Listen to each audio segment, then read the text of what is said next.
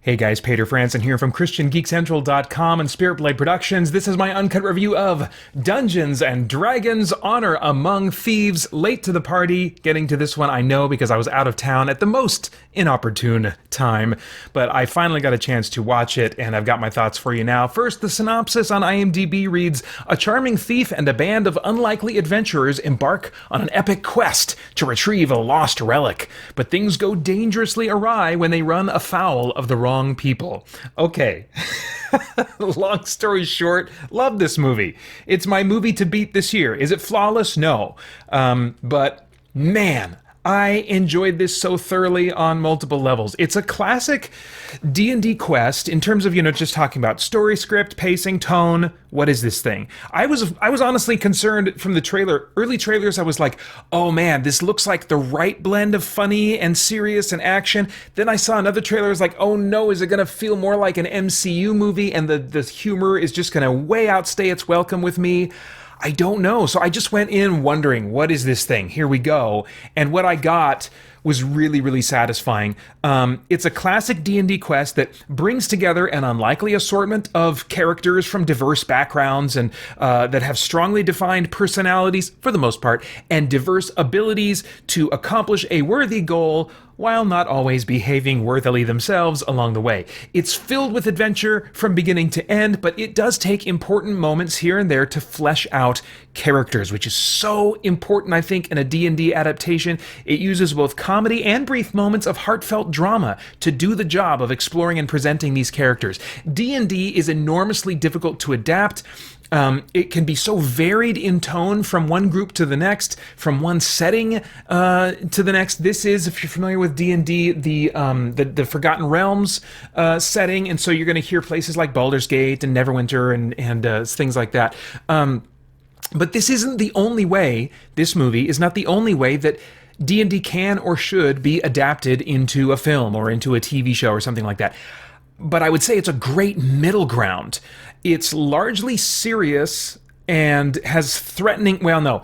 The threat is largely serious and genuinely threatening as an opposition. And I think that the backdrop of the world is largely a straight, serious fantasy world that's not meant to be goofy and whimsical like, say, Harry Potter or something like that. The comedy comes from the characters, as with players themselves who play D&D, kind of coming into this world that is, meant to be on a tonal level, taken fairly vanilla. I mean, you'll get adventures and stuff like that go off the beaten path and are comedic. I'm just talking about in generally what you typically run into in adventure modules and campaigns and stuff like that. Largely, the tone is pretty vanilla serious, not overly dark, but not necessarily like mostly comedic. So mostly serious, but the comedy tends to come, in my experience, in all kinds of role-playing games, and certainly D&D as well, from players kind of in this environment trying to play as these characters, but fumbling, not always knowing what to say, and so saying things that are anachronistic and don't fit in that world, using modern slang and stuff like that. I'm glad they didn't go that route here, but you can maybe understand the difficulty in trying to capture the tone of D&D because the players bring, kind of by accident, sometimes on purpose, a comedic tone into this kind of vanilla, pseudo-serious fantasy world. And so how do you capture that? How do you create that?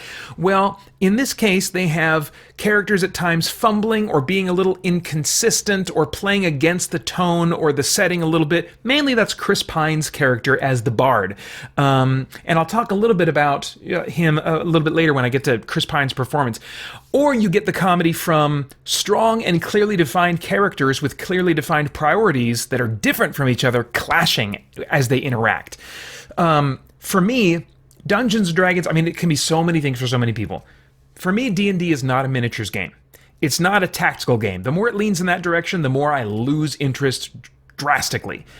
For me, more than anything, it's a role-playing game. Yeah, I like combat too. That's got to be a part of it. But role-playing, playing the role, players playing as characters. And so for me, a D&D adaptation needs to have interesting characters that I can invest in, that are very different from each other, and create those interesting moments, whether dramatic or comedic, as they clash against each other. And this movie really gave me that.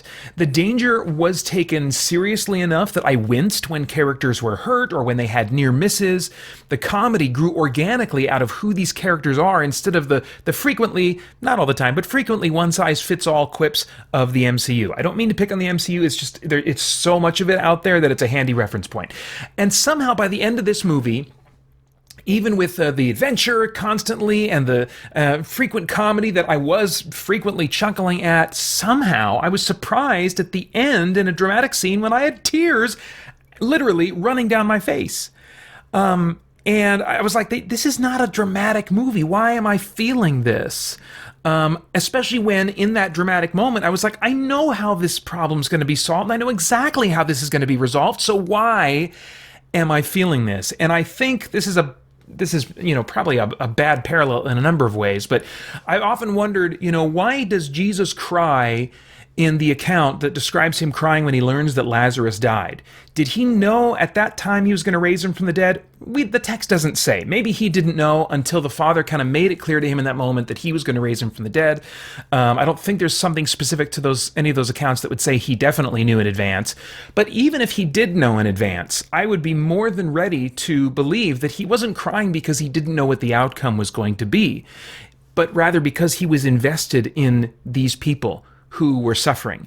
Now, of course, those were real people, and I'm, talking about investing in fictional characters, but I just think there's some kind of a parallel there. You can know the outcome of a story and where a story is going and still be emotionally invested as it's on its way there, even though there's no surprises. And that was the case for me here. I knew how they were going to resolve this problem, but I found myself invested in the people, the characters in this story who were feeling pain right then and there.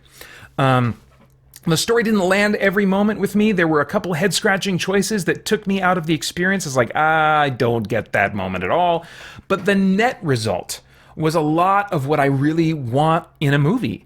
Especially when I'm going to see a geeky movie. I want to have my cake and eat it too. In other words, I want to have the crazy, wild, imaginative spectacle and crazy ideas on display. But I also want interesting characters. But I also like to laugh now and then. But I also like to feel and feel something heavy and weighty. And so many movies will do one or two of those things really well, but then just not have any of the other elements as far as how they land with me. And it's not that they were all equal in this movie, and not that I wanted all those elements to be equal in this movie, but the fact that it did check all those boxes really gave me a rich experience. A wildly imaginative spectacle, a threat I could take seriously, and characters I actually felt for. So talking a little bit about why I felt for those characters, Chris Pine was I think what's his name? Oh, gosh, I don't remember his name. Chris Pine. He's the bard that's kind of leading the party. And he really is, I think it's like Edgin. Something that sounds a little bit like Edgar, but it's not quite right. Edgin, maybe. Anyway, he reminds me of Robert Downey Jr., not in his exact performance style, but in that Robert Downey Jr.'s Tony Stark, especially in those early movies that I think all the way through the Iron Man trilogy, would like shrug off danger with jokes. But you could tell, sometimes while he was joking, but sometimes at other points, that he was deflecting a bit, that he was putting on a mask of some kind. And in a similar but different way, Chris Pine is shrugging off a lot of moments and interactions with really strong characters in a way that's kind of joking and like, complaining or whatever, like, but not reacting in the tense way that you or I might if we were in that situation. But they also show moments that indicate maybe I think that's a mask, because he really has some heart, he really has some fragility, he really has some things that he cares about. But so I came away from that movie feeling like He's a person who is wearing this mask of humor to keep control of himself and to keep control of the people he's trying to lead, and to try and come across as though he is confident so that he can continue leading and they will continue following. That is kind of what I felt was going on with his character, and that was all thanks to Chris Pine's performance. I don't think just the literal words that he was memorizing and performing, were doing it themselves. His performance did so much for the comedic moments, for the dramatic moments for his character. They really enhanced what above and beyond just the words that he was saying. Michelle Rodriguez plays I don't know, some lady barbarian name. And I don't think of Michelle Rodriguez as a diverse actor, but I can't think of anyone better suited to this role of uber tough barbarian woman with a hidden heart. I just thought she was great. I had absolutely no complaints. I mean, maybe there was one moment where they were going for some drama, and I was not quite feeling like maybe she was up for it there, but that might have been more of a Pater issue than an actual, performance issue there. I don't know. I'll look forward to watching it again and see what I think. Justice Smith was solid, I thought, as an insecure mage coming into his own with comedic bits that largely did not overstay their welcome. He was the character that in some of the trailers, I was like, ooh, that is way overplaying your hand there. I don't know if that's the appropriate metaphor. I don't know anything about traditional card games. But it was like overstating the humor and outstaying its welcome. Well, the scene that I saw in the trailer, they used a different edit of, and different takes from, and different camera angles from. I was like, oh, that works so much better when it's not, bumping my mic, when it's not zoomed right in on his face like it was in the trailer, but it's a much wider shot and it's played with, so as a result it comes across with a lot more subtlety. I was like, oh yeah, good change. So I was really pretty happy with his performance. Sophia Lillis plays the shape-shifting druid Doric, and she was mostly there, I felt like, to call out other characters on their idiocy, mainly Justice Smith's mage character, but not in a way that made her unlikable or abrasive, but in that sort of way that's like, you and I would kind of ask some of the same questions that she was asking, like, what? You could see some of that in the trailer when she's calling into question the usefulness of the Bard character, Still, I hope that her character, her backstory, that she's just given more of a chance to perform and kind of show another more vulnerable side of who she is. But her character, I don't have any complaints about how she was used in this movie. She was very capable, very cool. Out-hulked the Hulk in one cool moment. Although I wish that the limits of her abilities were explored a little bit more, because as it was, my wife especially, I didn't feel it as much when I was watching it, but my wife was like, well, why didn't she just do this, turn into this to solve this problem? Because my wife saw her, as I did, transform into these different animals and just figured, well, she can transform into any animal.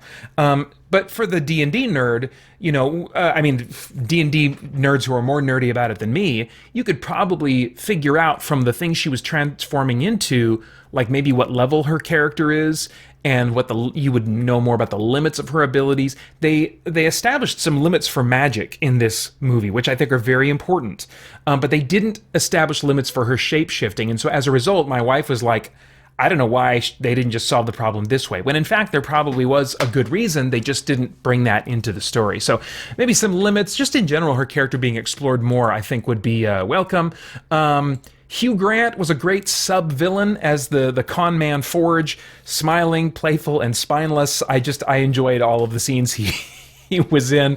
Really good performance in my estimation. Okay, as far as stunts and visuals, I don't have near as much to say here. Nothing bar-raising, I would say, in terms of quality, in terms of like how realistic, I guess, it looks, or non-CG like it looks. It's similar to many MCU spectacles. That is to say, yeah, it looks like a bunch of CG, but the action had enough weight that I never became numb to all of the CG. And they admirably went practical with some creatures as well as the digital creatures. So I appreciated that.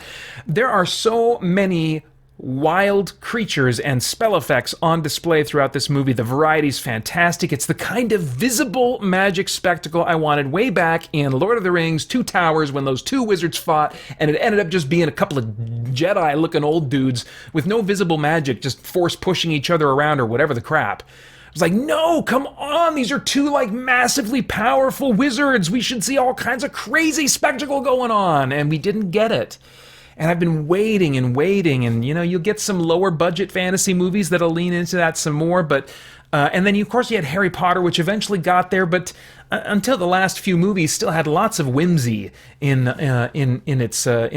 those stories and those movies, and not near as much. This was a more threatening, dangerous world in Dungeons and Dragons, and that's the aesthetic that I want that budget to be thrown at to bring alive. And we got to see that here. It's, you know, finally a fantasy movie cut loose with this budget, with this variety of effects, using the classical D&D aesthetic, and it was so freaking satisfying to me. Okay, as far as themes, is there anything of moral, philosophical, or spiritual significance going on in the themes of this thing that might trigger some worthwhile thought or conversation? Nothing like naturally jumped out to me, but there were some things that I found myself gravitating toward thinking about. I think it's because I tend more than other people to be looking for those things. It subverted my expectations in terms of how relationships were handled, specifically romantic relationships. They avoided, I mean, surprisingly to me, Hollywood's seeming obsessive compulsion to make sure the main characters are romantically coupled up by the end. They showed examples of a strong and intensely masculine woman who is not a lesbian, and a gentle, sensitive, nurturing, and creative man who is not gay, as well as a heterosexual man who is very close to a heterosexual woman, but there is nothing sexual or romantic about the relationship. Sad to say, but this all felt refreshingly outside of the box compared to what we predictably get from Hollywood. I think that for years, Hollywood has been oversexed, and it's led to all kinds of things and relationships and models of human romantic and sexual relationships that are unhealthy. And I just love that this movie did not feed into that. And actually explored some other options, you know, for how people can be and what kind of relationships they can have with each other. There is also a worn but still welcome, I think, character arc about being bold and coming into your own that I think is going to resonate more with teens and 20-somethings. That's an arc that's connected to the young mage character. There's a great arc that I unsurprisingly connected with more about trying to be a good husband and a father, but discovering that you are justifying your own selfishness. You're labeling it as serving your family when it's actually serving yourself or maybe your own insecurities. So some good stuff there. I had moments watching this movie that made me want to be a better dad. And anytime a movie can do that, it's doing something special.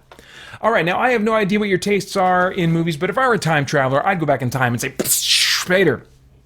Okay, this one has an estimated June release on Blu-ray. It's going to be a one-day purchase for you, but go see it now. This is one of those rare movies that you will not at all regret paying the extra money to see it in the theater. Easily the most enjoyable movie I've seen so far this year. Chris Pine was an executive producer on this, and I hope that this movie is wildly successful and he is involved in any sequels for years. But this is also the kind of movie, based on the kind of property, that can live beyond this particular cast. And so I hope this is the beginning of a D&D explosion that also inspires other fantasy movies in ways I've been hungry to see since the Lord of the Rings trilogy finished and didn't quite give me all that I wanted, and we basically just got Harry Potter and its clones and wannabes for the next decade. So may this, as far as I'm concerned, be the beginning of a cinematic renaissance for fantasy movies, D&D movies, and movies inspired by it. Great experience. Not flawless, but man, so enjoyed by me. It's rated PG-13 for fantasy, action/violence, and some language. And those are all of my thoughts for now on Dungeons and Dragons: Honor Among Thieves. As always, I'd love to get your thoughts and reactions in the comments below. Please like, share, subscribe, click that bell to stay connected. I want to thank the Spirit Blade Insiders for making so much of my content possible. You can get info about the benefits of joining at patreon.com/Spirit Blade Productions. Then I hope you'll check out our podcast and stay connected to all CGC content over at christiangeekcentral.com as we continue to geek out and seek the truth. For more chat about geek entertainment, answers to your questions, and news from the wider world of Christian geekery, get the Christian Geek Central podcast today on iTunes and other podcast services.